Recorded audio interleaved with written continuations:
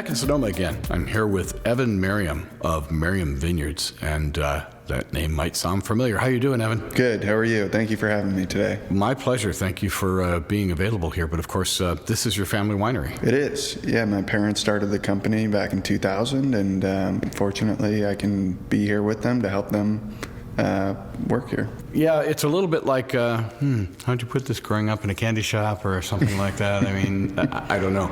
First of all, where are you from originally? So I grew up in Massachusetts, north of Boston, and moved out here about 8 years ago, almost now. Was that just you, or was that with your family? No, this was just myself. Yeah, my parents live in Massachusetts. So they don't live out here? They do not, no. Yeah. But they have a winery out here? They do. Yeah, they love making wine. They started back in 2000. They bought a vineyard up the road, 12 acres of Merlot. So our Winemaker Vineyard Merlot is our flagship wine that we've made every year since, and have expanded the portfolio since then. Wine was really just around the family the whole time, a part of sort of my family's kind of culture and being. My mom comes from a Greek family, so Mediterranean, and my dad grew up in Maine, from Maine, and just always very passionate about wine. So, although not the winemaking side of things, I had no idea what was going on when we opened up the tasting room in the winery. I knew that we made wine. I didn't really know what that meant. So when I'd come out here, I'd help out with all, what I thought was the fun stuff, which was bottling and, dumping glass on the bottling line and watching it go around and fill up with wine, help stacking pallets, which now I don't find, to be the most entertaining thing, but it's definitely part of the process. And then later on, starting to understand what went into the actual winemaking side of things, the actual harvest, picking grapes, processing fruit in the winery. That's where I think I kind of got a little bit of the bug. I had a lot of fun, and still do have a lot of fun working with Will, making wine during harvest. My dad's always out here during harvest, so it's a lot of fun. I love the actual physical act of making wine. I think that it's one of the most fun things I've probably ever done in my life or been a part of, helping make a vintage of wine. I don't think it really matters where you are. I think it's just a great environment to be in, and you get to have your hand in the making and smell the smells and taste all the different wines that we're making. Yeah, I think it's one of the best places to be when you're in wine country. One of the cool things about wine, one of the greatest things that I find about the wine industry is that there's always something to learn. Mm-hmm. So it truly is a lifetime of so many different things. But for right now, I am enjoying where I am, and maybe in the future I'd like to learn more about actual winemaking, the chemistry behind winemaking, and the biology as well, just everything that goes into it. Obviously, the industry has an issue these days with younger people not diving into the deep end with wine. I don't know. Do you have an opinion on that, or just maybe you mentioned your friends? Yeah, I think it's a few different things. I think that younger people are generally interested in wine. I think that wine is also a little bit intimidating. So why do you think that is? That's a great question. I do think that wine for younger people can be a little bit challenging. I think it can be intimidating because there's just so much of it, and there's so many different everythings going on, right? If you think about regions or AVAs, or now you throw in natural wine, you also have all of these different varietals that are popping up that are just completely random in a lot of ways, according to kind of the traditional path that's been taken in California. But I also think that that's one of the best things for the younger generation as well, is they're very fascinated in all of these different varietals that aren't Cabernet or Chardonnay.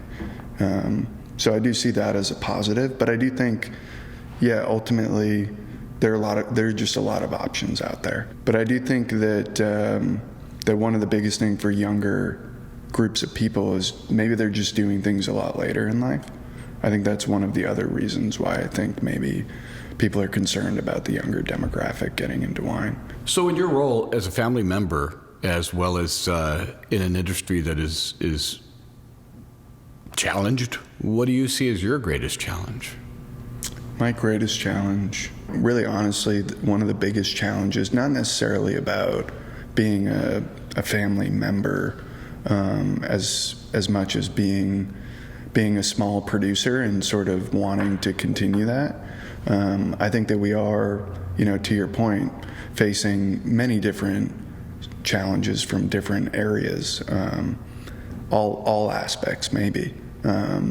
And so it's sort of, how do you navigate maybe some uncertain, uncharted areas where that may not have ever happened or it hasn't happened in a very long time.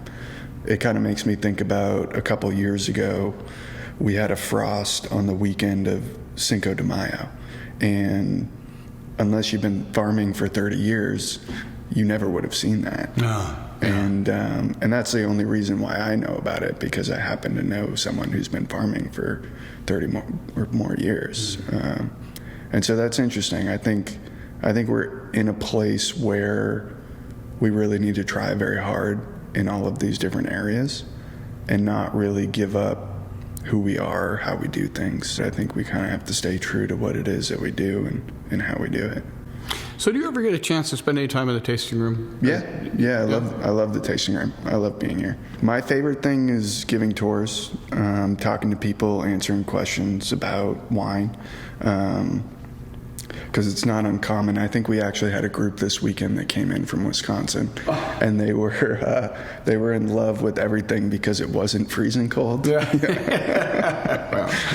So that's one of my favorite things, really, is that people are genuinely very happy when they're here. They love wine, right? That's why they're here. They get to learn something. That's my favorite part about interacting with people. Yeah. When you're in that tour situation, do you reveal yourself as a family member, or do you like to be kind of incognito? I try to stay incognito. Nice. Yeah, for as long as I can. Yeah. Yeah. Until they see your business card. Right. Yeah. Or you start answering all the questions that they're trying to, figure it out and navigating through it. But I usually don't introduce myself as Evan Merriam, usually just as Evan. Sure. I'm sure often you get the question, what do you like to drink? And I'm going to ask you that question only in a broad sense, not to say, I like Cabernet or whatever it might be, but what is your drink of choice? I like that question. Yeah, a lot more. My drink of choice. So lately I've been into mezcal. I really like the smokiness and spiciness of mezcal. So if there's an opportunity for like a margarita that has mezcal margarita, that would be my go-to at the moment. And I like your question so much that I would also add, I also like beer. And I enjoy drinking beer. Pilsners, Kolsch, pale ales, sometimes a stout, especially in the wintertime and the cold and the snow. So you're pretty broad. Yeah. That's good. Yeah. I don't know if you, in your particular role, get to do much in the way of media, but you certainly get barraged with all kinds of questions, and again, many of them being redundant. But for the time you've been in this business, what's the one question that you've never been asked that you would like to be asked? So I think the one thing that I wish people would ask, instead of what is your favorite wine, is what is your favorite grape to eat off the vine? I don't know that I've ever had that question before. That's a really good question. So what would it be? That's a great question too. I think, I love Pinot Noir. I think Pinot tastes amazing. Sometimes when you get into the thicker skinned red grapes, it's like a lot of skin, Yeah. And I'm thinking about working in the winery, working harvest, sorting grapes on the sorting table. And, you have to take a snack every once in a while, make sure it tastes good. Sauvignon Blanc is always going to have, the tropical and citrus notes, and Chardonnay, usually a lot of juice. But yeah, I would say my favorite would have to be Pinot Noir. I think it's fun to taste the different clones too. You get some subtle different variations in there too. Here at the tasting room, do guests need to have an appointment? Can they just come on up here and check out the bar? I mean, how does that work here? Yeah, we take walk-ins. We're open 10 to 5 every day. So we don't require a reservation, but we like to have them. Very good. We offer a tour and a tasting, so that would be by reservation only. Which makes sense. And for our listeners who'd like to learn about you online, what is your website? Our website is www.merriamvineyards.com. You were ready for that one. This was a lot of fun meeting you. Thank you, Evan. I appreciate it, and I wish you guys continued success here. Thank you. Nice to meet you too, Ray. Thank you for having me.